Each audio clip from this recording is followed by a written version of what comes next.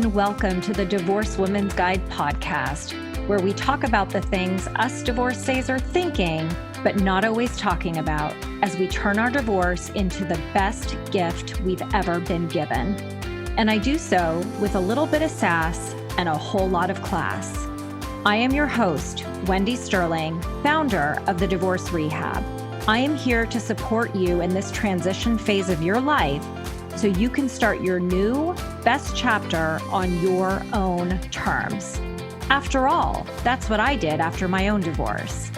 And now it is my mission to change the conversation around divorce and help you see why your divorce, like mine, was the best gift you ever received. Hi, everybody, and welcome to another episode of the Divorced Woman's Guide podcast.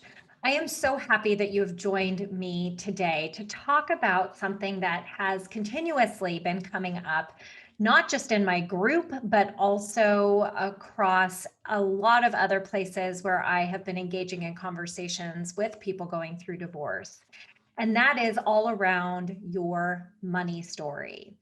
So every single one of us has a money story. And essentially what that is your thoughts and beliefs around money and wealth.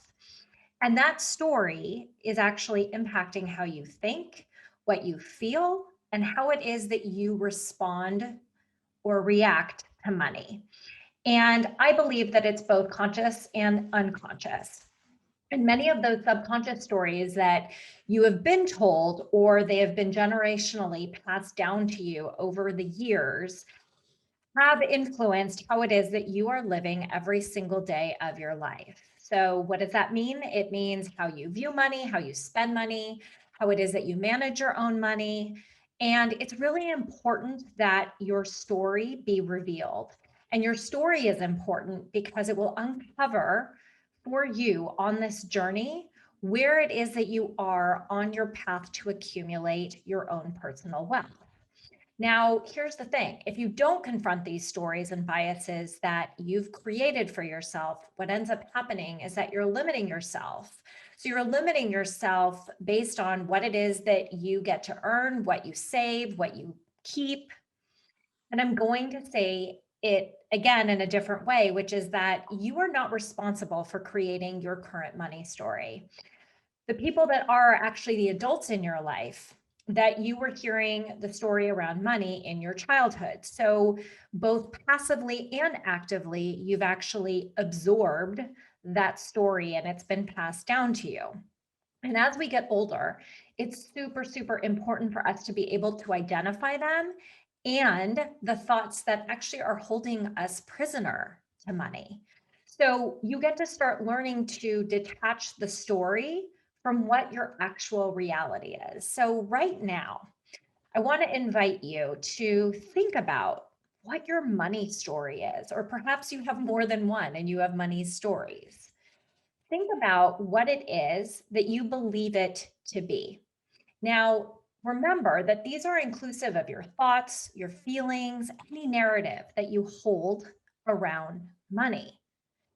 And some of those stories could even be, I fear debt, or I'm really bad with money. There's no right or wrong answer. Now, I'm sure many of you are going, oh gosh, Wendy, please don't make me do this. This is feeling super uncomfortable. And what I'm asking you to do in this moment is to start getting comfortable with the discomfort. Remember when you get divorced, I don't know about you guys, but my most uncomfortable piece of my divorce was really confronting my expenses and my finances. And so I understand how it feels. And at the same time, it's super empowering when you allow yourself to lean into the discomfort.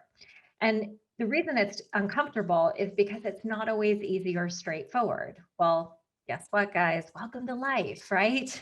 You've been carrying this story for quite some time. And you have the opportunity in this moment to make a shift, right? You get to flip your script. You get to flip the script of what your money story used to be and actually flip it into what you want your future to be, right? So you get to acknowledge whatever it is in this moment without judgment and learn from the mistakes the adults in our lives made, and you get to shift your destiny, right? So when you think about what your money story is, do you notice that you potentially have been skewing your memories around money or even perhaps limiting yourself based on it? And, one of the metaphors that I like to use around money is imagine that your money story is baggage. So everyone that you've encountered in your life has handed you some sort of bag to carry, okay, something to hold. And some hand you bags that are super easy to carry and really helpful to you. They're lightweight, they shine that light in the dark, right? And then there's other people who hand you really heavy bags that weigh you down, hold you back, feel like burdens. And over the years, those combined loads get a lot heavier because everything that you accumulate starts adding up. And so what ends up happening is that you form a mindset around money and it starts shaping every decision that you make. So you guys get to break those down and let go of what has been holding you back. Now, we all have money stories, you guys. Some are sad, some are filled with conflict, others are happy, balanced, supportive, whatever it is, okay? But here's my hashtag truth palm. You didn't get to pick your money story, but you do get to rewrite it. And in order to rewrite it, you get to release any feelings you have associated with it. Perhaps it's pain or anger or resentment. And you get to shift into a place where you can change the story. So, in order for us to get started, I want to kind of dig into a little bit of some woo woo stuff right now and talk about wealth from a more spiritual place. And more specifically, what I'm talking about is your money mindset and shifting it from lack to abundance. So, in this moment, I'm inviting you all to check your money beliefs outside the door or wherever it is that you are across the street if you're listening to me on a walk, and keep an open mind to what I'm going to share. And the reason I'm asking you to do that is because I am living proof of what is possible when you shift your money mindset from lack to abundance. So, the first step in this is really to think about what is your own definition of money, right? My definition is not your definition. So, what does money mean to you? Perhaps it means freedom. Perhaps it means status. Perhaps it means security, self-worth, resources. What does money mean to you? And the next question I'd love for you to ask yourself is, how does money make you feel? Make you feel happy? Does it make you feel guilty? Whatever you say to yourself in this moment is totally okay. And then ask yourself, how is it that you manage your money? Do you see any patterns or issues that come to mind when you think about your management of your money? And in that management, do you think about money as something empowering, defeated, or why? And is that story serving you well? Or is it starting to negatively, or perhaps it's always been negatively impacting you? I recently read a quote by Eloise Burton. She calls herself the money alchemist. And it really resonated with me. And I want to share it with you guys because I totally believe it. And I love how she eloquently stated this, which is our relationship with money holds up a mirror to our relationship with ourselves. Like, mic drop, right? Think about that for a second. Okay, I'm going to repeat it again. Our relationship with money holds up a mirror to our relationship with ourselves. Now, the world, society, has taught us, okay, has ingrained in us that money is a symbol of wealth. Hey, it's Wendy here. I wanted to take a quick break from the conversation to let you know about another free event I'm hosting on Tuesday, September 29th about divorce and narcissism. If you're somebody who is divorcing a narcissist or someone with narcissistic characteristics, this is something you don't want to miss. You will learn what you need to know before you divorce a narcissist, how to successfully negotiate with one, learn financial hacks, how to set boundaries and co-parent with a narcissist, and so much more. The event is free. and it's live. And all you have to do is register today by visiting divorceandnarcissism.com. Again, the event is live on Tuesday, September 29th, so block your calendar today. And now let's jump back into the conversation. What if I told you that money gets to be something different, that instead it's something that we use to exchange value? And not within things outside of us, but within us. In other words, we have been trained to give value to material things, right? That's why the housing market goes up and down, the stock market, etc. And if you think about it, there's actually a very low percentage of actual paper money that is floating around this world that we live in. And money ultimately is simply written form, right? So when you shift your thinking to money is created or seen as value that you hold in yourself, everything should start to change. So look inside of yourself. Look at the value inside of yourself. What do you value about yourself versus what do you value externally, right? And how much of your day do you spend thinking about external versus internal? When we see value, you actually start to create money because money is correlated to your value. So take a second, you guys, and think about your bank accounts, how much cash you have, what things cost. And I'm going to guess that if you're anything like me, you do that quite a bit, right? Constantly checking your bank account. And let's be real, it's not healthy for us, nor does staring at our bank account create wealth for you.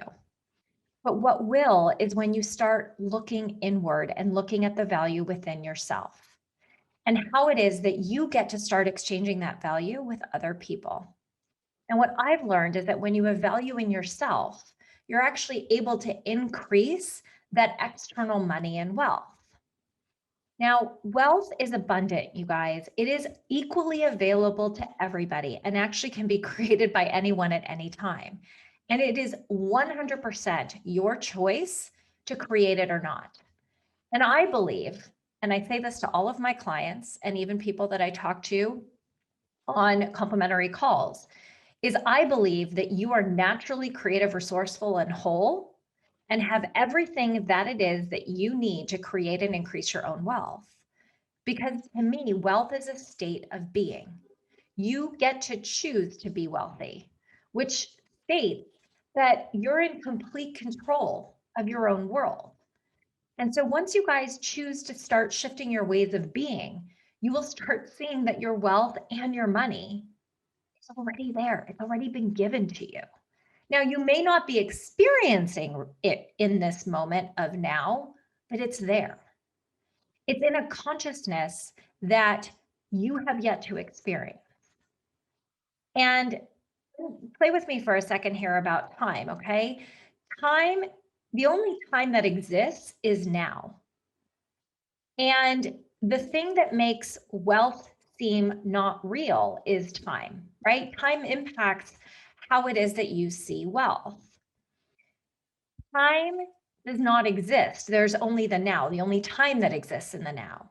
And I believe that COVID is teaching us this. You currently exist and live and are being in the now, in the here, and right now.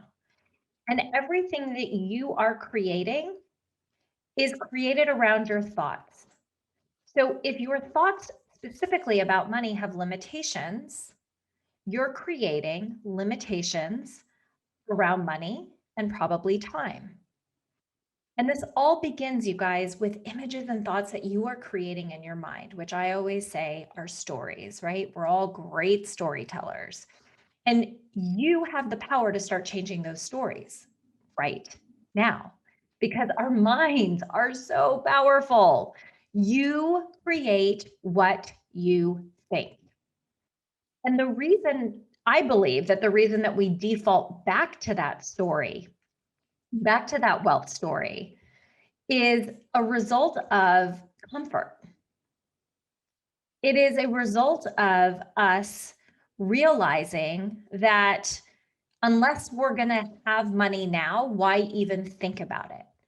Which to me says that we're not very patient. And I have to tell you guys that the only way I've experienced faster results is when my certainty is ironclad. So, in other words, when my intentions are crystal clear and unwavering, I manifest my thoughts. My faith also happens to be ironclad as well. Because when my faith is strong and when my attention is crystal clear, my awareness increases. And I actually start acting as though that manifestation has already occurred. So, in other words, every decision, every thought that I make is based on it being complete. It is done. And I say this all the time. Our minds are super powerful, and the universe is always listening. You create what you think because it's your mind and it's your choice. So if you are in a state of thinking or saying you lack money, that is the life that you have created for yourself and you will continue to create for yourself. If you think and imagine and live as though you are wealthy, you create a world of wealth for yourself. And what's crucial to this process is having crystal clear images and thoughts consistently. And here's where it gets a little bit tricky, and I want to explain something to you. So let's say that one of the things that you are envisioning for yourself is that you want to be driving a really nice car. Well, what is nice? The universe doesn't understand what nice means to you. So that's where you get to start being really specific. What is the make of the car that you want? What is the model, color? What options do you want in your car? Heck, go online and build your car. Be as specific as possible because the universe is always listening. It's listening to the images that you create in your mind, the thoughts that you think, everything that you're creating. So your world and your wealth is 100% created by you. And I believe that the life you live are images of what your mind expresses. It is your mind, you guys, and therefore you get to choose what your life looks like. So if you want to change your life, start with your thoughts. Start with the images that you are envisioning for your life today, right now. Because wherever it is that you are living the exact life that you have created for yourself, that you have imagined for yourself. So ask yourself, what do I get to change? What am I committed to changing? Dreaming and visioning is the best way to create wealth. And the clearer you are, the faster they get to be created. So if you're not living based on what you dream or envision, you're not going to have it. Where you focus your attention is where you give your energy. And if that energy is going somewhere else, then you're watering it like you would water a flower. So when you water a flower, what happens? The flower grows. And what happens when you stop watering your flower? It wilts and eventually dies. So when you stop giving your energy elsewhere, that will die too. Because what you give attention to actually grows. And if you keep giving attention to your lack of money story, you're watering it just like a plant. And when you shift into an abundance mindset around money and wealth, you create it. You become what you think. And when you are able to think without doubt, the universe responds. Thoughts attract like thoughts. And I am here to take a stand and tell you that you are bigger and more powerful than you think you are. You have it all. I promise you do. Having them and experiencing them, though, are two different things. You may be experiencing something right now that's different than the vision you have. But understand you already have that vision of the wealth when you are extremely detailed about your trust in knowing it's already happened. I invite you to start thinking differently, both about time and wealth, because your perception of time actually impacts how you see wealth. And once you come to understand that, you're going to start increasing your wealth faster and in larger amounts. And you guys, I am here. I am proof of it. And so are a lot of other entrepreneurs. It isn't luck, it's mindset. And it's mindset coupled with certainty, with faith, with attention. So if you want to start changing your life, if you want to start changing your money mindset, change your thoughts, change that inner dialogue, change your imagination, dream big and hold that vision high. Let go of needing to know the how. Okay, it's taken care of for you as long as you do your part. So that means that you get to think, act, speak, and align with your dream, because whatever you put your attention to gets energy from you. You become what you think. So start thinking about being wealthy with no contradictory thoughts, and you will become wealthy. So stop beating yourself up for present moments, because your present moments are actually a result of your past thinking. So until you shift, your life won't shift. So starting today, you get to make choices about your future and make intentions, create intentions for your future with focus, with determination, with precision, with detail. You get where you want to go in your mind first. And this applies for anything you want to have, anything you wish to have. Live it in your mind in this moment, and you will create it. What you put your attention to takes form. So create that desire. Intend with your whole heart, with certainty, with focus. The universe is listening. Lean into the vision, lean into it, believe it, and believe that that vision is going to come to life. Set it higher than where you are now. I always tell my clients, set it just outside your comfort zone and release your attachment to the outcome. And that's called trust.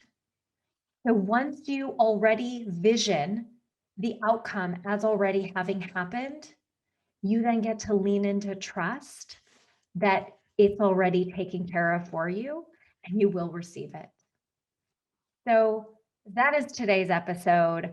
I would love to hear your thoughts. It is always so fascinating to me when I get to hear from you guys, and I love, love, love getting feedback from you guys. Share with me what came up for you listening to this podcast. Perhaps something didn't make sense to you and you want to ask me a question. Go ahead and shoot me an email at wendy@wendysterling.net. I'm happy to connect with you. You can also schedule time with me. I always offer free complimentary support calls, and you can do that by going to contactwendy.com. I look forward to seeing you guys soon and talking to you guys in my next episode. Wishing you all tons of love, light, and joy. Mwah. I'll see you guys in the next episode. Thanks for tuning in to another episode of the Divorced Woman's Guide podcast. If you like what you hear, please share this episode with someone you know or spread the word on social media. This is how I reach more divorcees around the world and provide them with the support they need to create their next best life. And I would also love to continue the conversation with you. So please friend me on Facebook, join my private Facebook group, The Divorce Rehab, and follow me on Instagram at Divorce Rehab with Wendy. I'll see you next time.